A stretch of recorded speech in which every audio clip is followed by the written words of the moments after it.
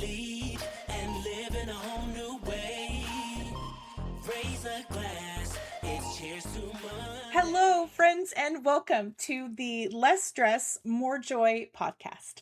I'm Amy Leneker, your host, and today we're going to do something fun. At least I hope it's fun. What I've done is I've pulled together some of the questions that I've heard from leaders in the last few weeks, and we are going to answer those questions here live together. What I have found is that if one person has the question, chances are many other people have the exact same question. So let's look at what people are asking about stress and joy when it comes to work. There are 6 questions that we're going to look at for today, and I hope that these inspire you to think about your own questions because I would love to hear from you too. So send us an email, write us, let us know what is on your mind about stress and joy, and you might just find your question answered here live. So let's look at the first one. The first question that we are going to tackle is work-life balance. And this one came from Jordan in California. So Jordan, I hope you're listening. And Jordan wrote about work-life balance, especially during this time of year. How hard it is to manage work, how hard it is to manage life, especially during the holiday season. And what I would offer to Jordan and to all of us is that work-life balance doesn't exist. It's not a real thing. Balance, by definition, means that you've got 2 things that are equal at any given time. And if that's our goal, then we're always going to feel less than, disappointed, guilty, fill in whatever word you feel, because there isn't a way to ensure that those 2 things are always happening in equal amounts. What we can do instead is we can aim for work-life harmony, really different than work-life balance. Instead of trying to have our work and our life on equal parts at any given time, work-life harmony is where we get to decide what is the split, what is the division that's going to be uniquely satisfactory to me. And there may be times in your life, there may be seasons or even individual days where the difference looks a little like this. Maybe work is a priority, or you might switch and you had something happen in your family or in your life, and now suddenly you're spending more time at home. So my best advice is to stop striving for work-life balance. It is not a real thing, and it just sets us up to fail. Instead, aim for work-life harmony, how those 2 parts of your life can work together. The last thing I would add for you, Jordan, and for anyone listening who's interested in work-life balance is that so often in workplaces, we do things that intentionally or unintentionally make work-life harmony harder for other people. And sometimes just having that conversation on a team, you can start to shift what feels like something small and actually has a huge impact. Quick example, I was working with an executive leadership team. They met every Tuesday morning at 7:15. And for a large number of people on that group, 7:15 was really hard.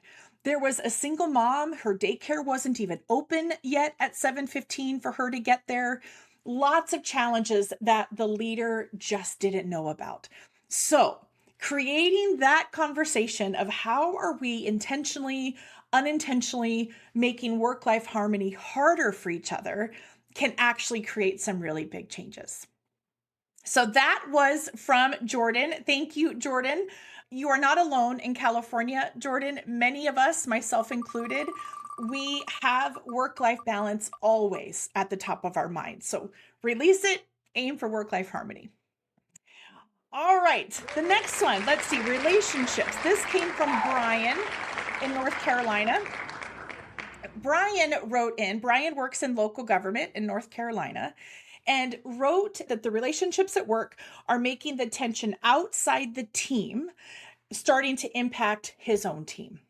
So this is interesting because when we think about relationships at work, We often think about, well, if things aren't going so well on our team, it has a ripple effect. And now suddenly there are relationship challenges that are extending beyond our team. But what Brian wrote in about was that it's actually the challenges of relationships outside of the team that are now starting to impact how Brian and his colleagues are working together. This is the perfect time to pause. It's the perfect time to pause as a team to come together and talk about what's working and what's not working. The challenge with the situation that Brian described is that if you do nothing, it's not likely to get better. If you pretend it's not happening, if you want to avoid the hard conversation, chances are it's not going to get better. So it's a great time to pause, bring your intact work team together, and really talk about what's working and what could be better. I would encourage you to do this in a way that doesn't shame or blame the other relationships, because that doesn't work. If it just turns into a big venting session where everyone's just complaining or being negative for 90 minutes, it's not actually going to get you where you're trying to go. So stay in a place of curiosity, bring the group together, and recommit to what is the relationship that you want on this team. And the new year is a great time to do it. So, Brian, I don't know if you've had that conversation yet that we've talked about, but if not, this is a great time to do it. You can set some new agreements and really recommit to how the group is working together. All right. Thank you, Brian. That was a great question. Let's see what's next. We've got 4 left today. The next one is workload too high. So this was from Monique in Arizona.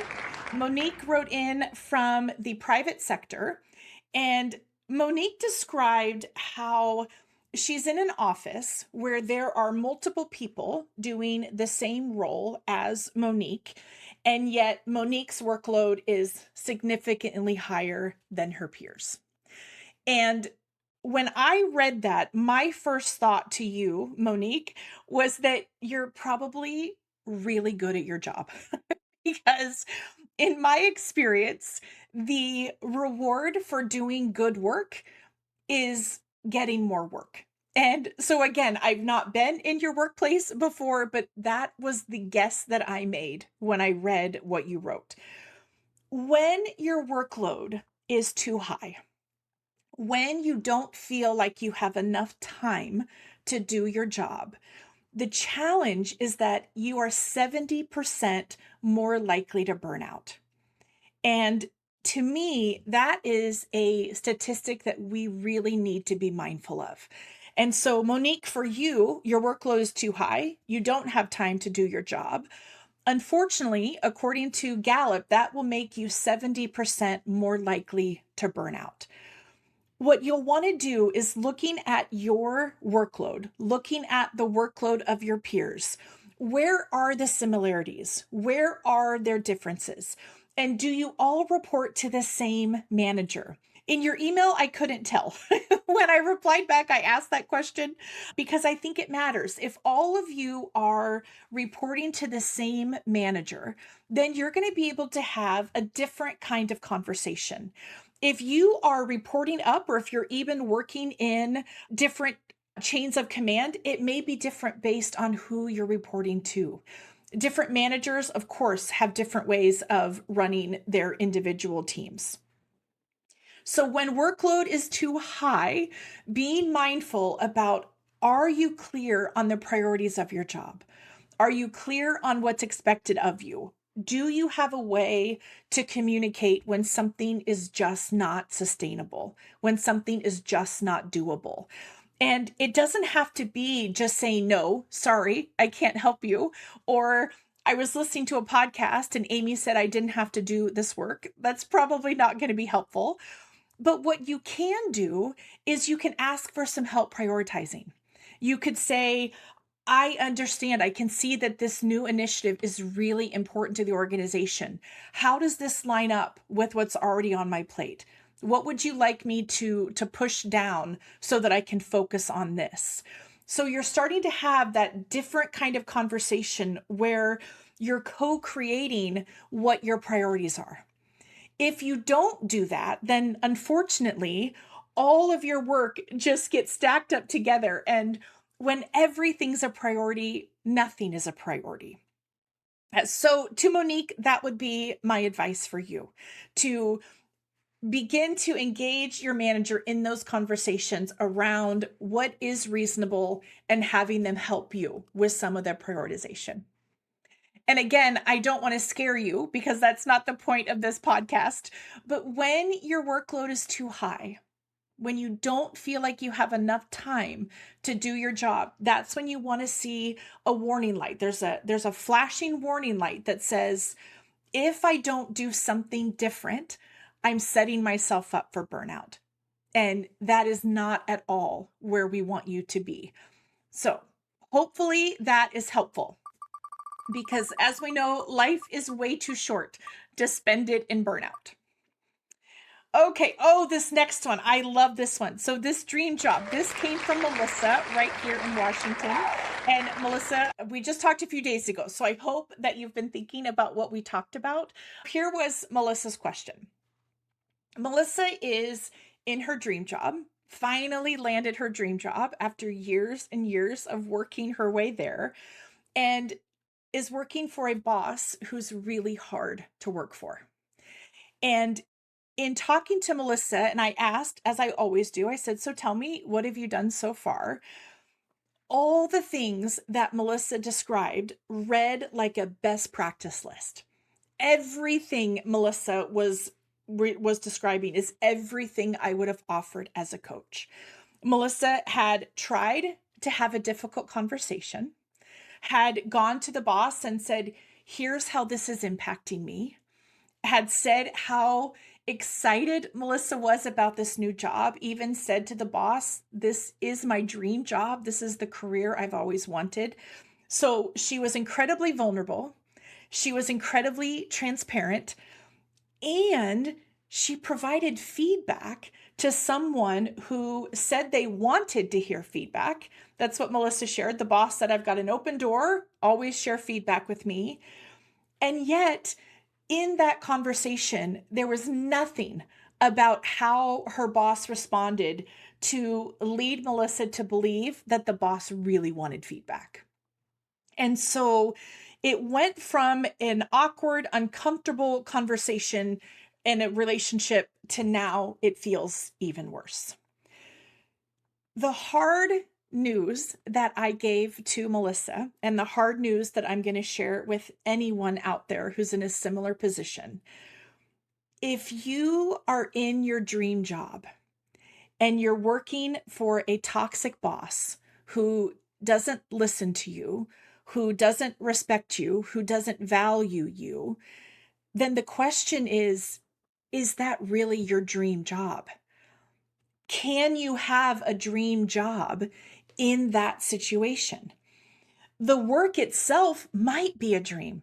The career that Melissa had worked all those years to get, that was the dream work. Doing that work is a dream. But working for a toxic boss who disrespects you, who invites you to share feedback, but when you do, is now using it against you, that sounds more like a nightmare to me. And so balancing this duality of how can I love what I'm doing and how can I really, really dislike the environment that I'm working in. And then there's a question you have to ask yourself. The question is, can I be successful here? Can I be successful here? And maybe the answer is yes. Maybe there are some agreements that you and your boss can come up with. Maybe there is a way to strengthen that relationship, to build trust where you can actually thrive in that environment. But if the answer is no, it's going to be really hard to be successful. It's going to be really hard to show up every day where the person that you report to is not treating you well. And how quickly A dream job cannot feel like a dream job. And so to Melissa and everyone out there, myself included, I've been there too, where you're in this spot and you think, I really love what I'm doing, but I cannot be successful in this environment. Sometimes we have to choose ourselves. Sometimes we have to choose ourselves and take ourselves out of a toxic work environment in order to fully thrive. And I don't know exactly what that looks like for you. You're the only one that's going to be able to say, I've done what I can, or I've tried everything I know, or you'll know what that looks like for you.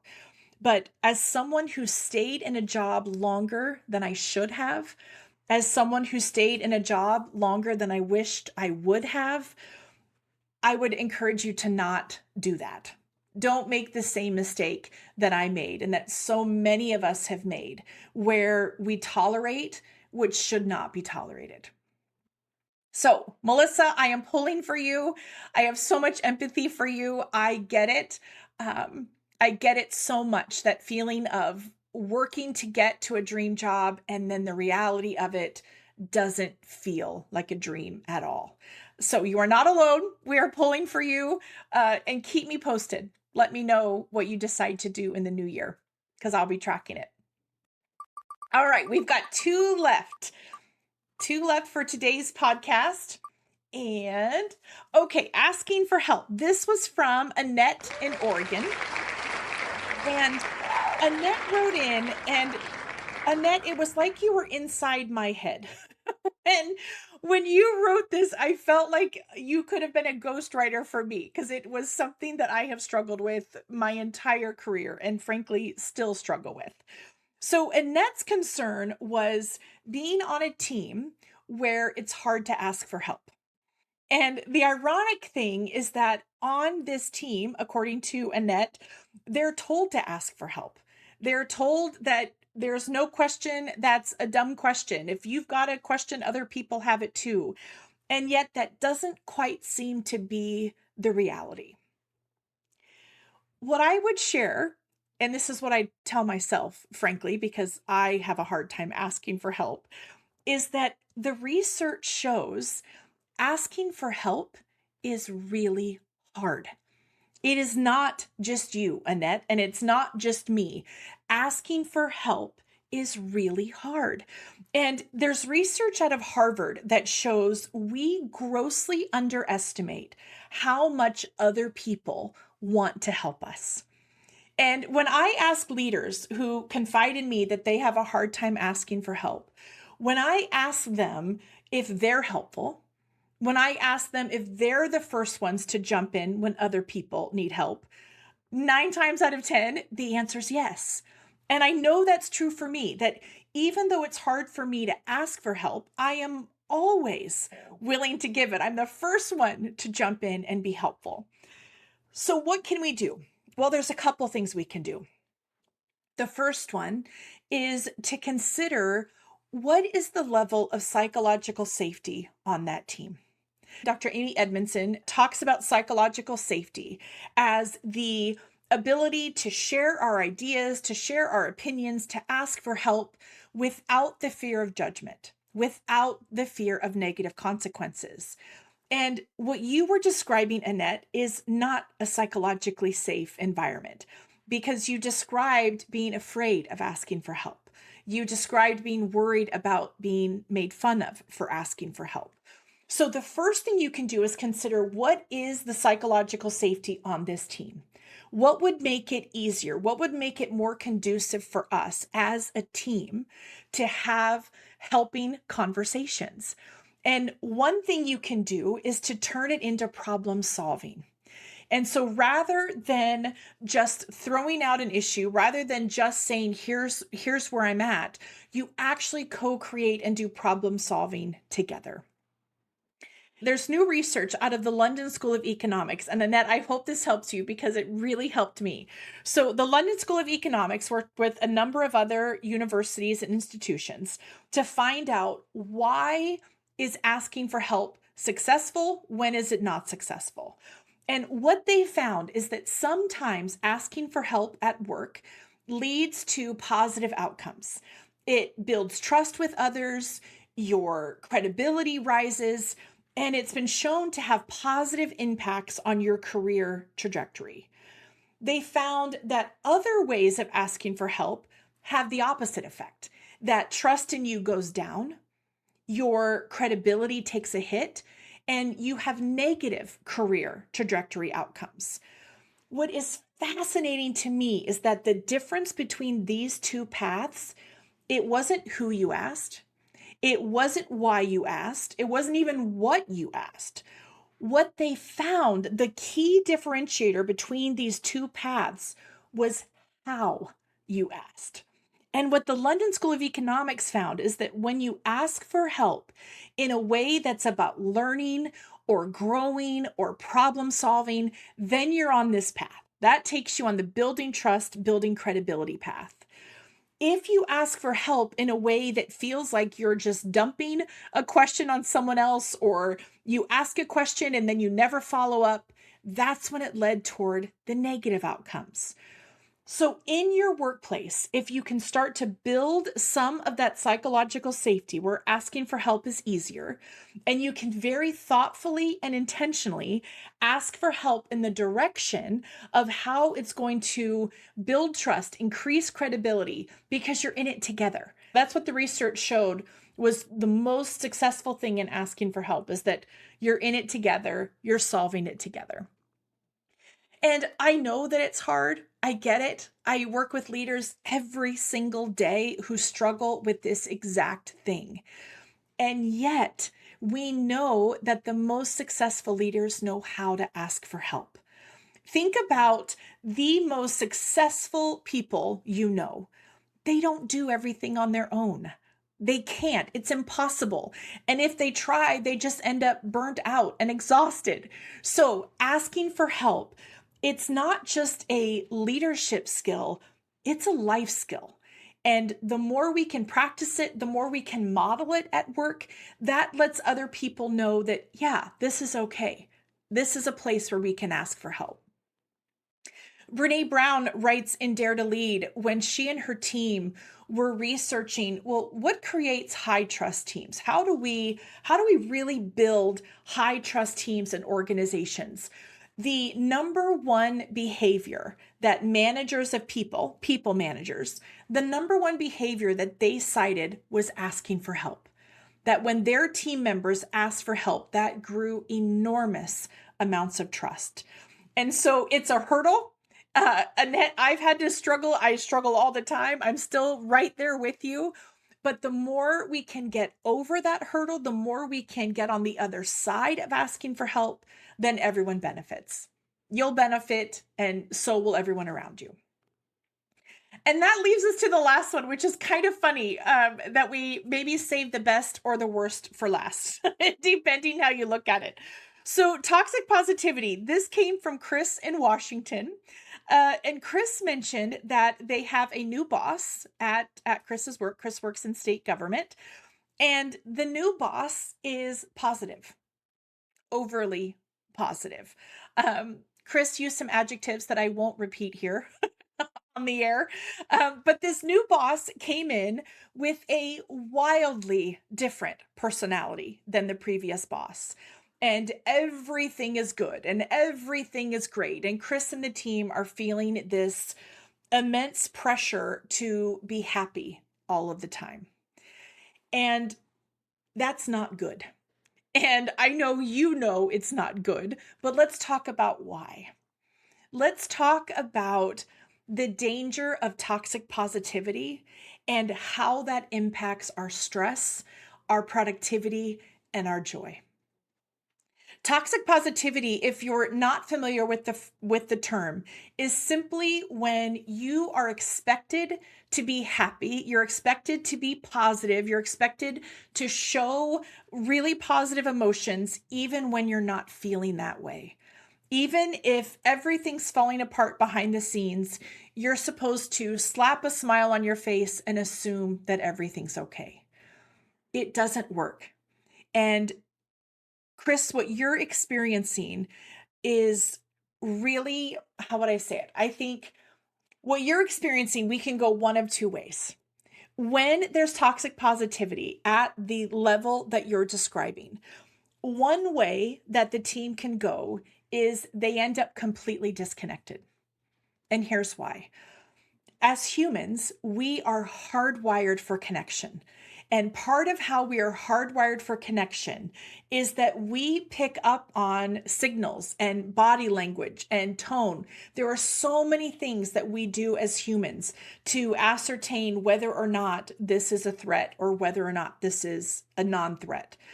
And when there's toxic positivity, it creates that alarm system in us because what we're seeing, what we're hearing, doesn't match up with what we're experiencing.